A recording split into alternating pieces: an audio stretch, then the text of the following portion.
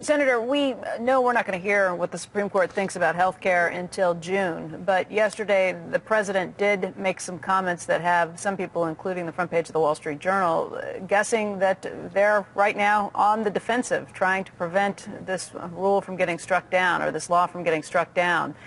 Yeah. There is a theory, there's a school of thought, people who believe that if it is struck down, that will really motivate President Obama's base, and that will be a really tough thing to go up against in the election. What do you think about that?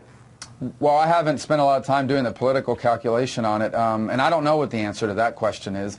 I do know that I believe on two fronts. I think it's unconstitutional, but I also think it's bad public policy. I can't tell you how many small and mid-sized businesses I run into. For example, franchisees, people that own a chain of Taco Bells or McDonald's, who are scared to death of the health care law. They don't fully understand what it means.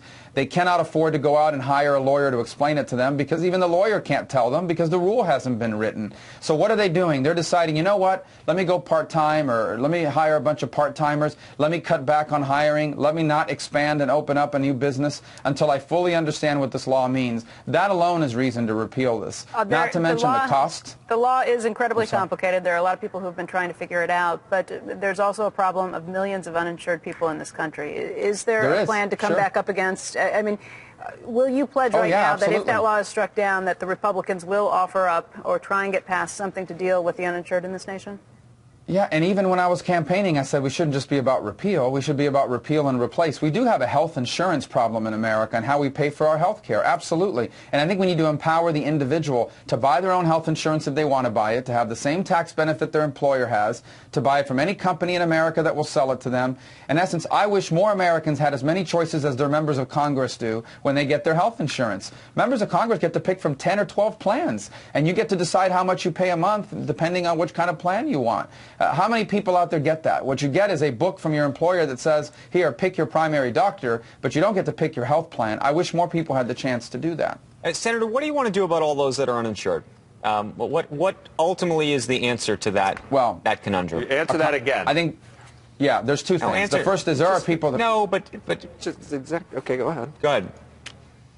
Is there a question? Yeah, I guess. No, about the uninsured. What Becky just said. The question is twofold. Number one, you have a group of people that are chronically ill. These are folks that are impossible or very difficult to insure. They have pre-existing conditions. I think that's where government can be helpful with something like a high-risk pool. That's the role that government can play, is to help insure folks that are chronically ill. Insurance is based on the notion that you're not going to get sick for most of your life, and when you do, the money's been stored up to pay for it. If you're guaranteed to be sick, it's hard to insure that.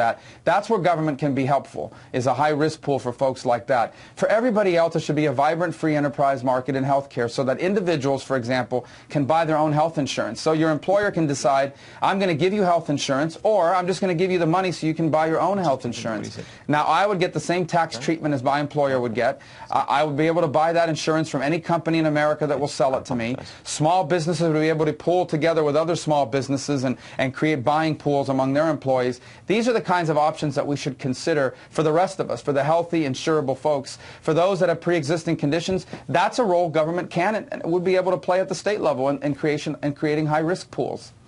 All right, Senator, thank you again for coming on today. We hope to see you again soon.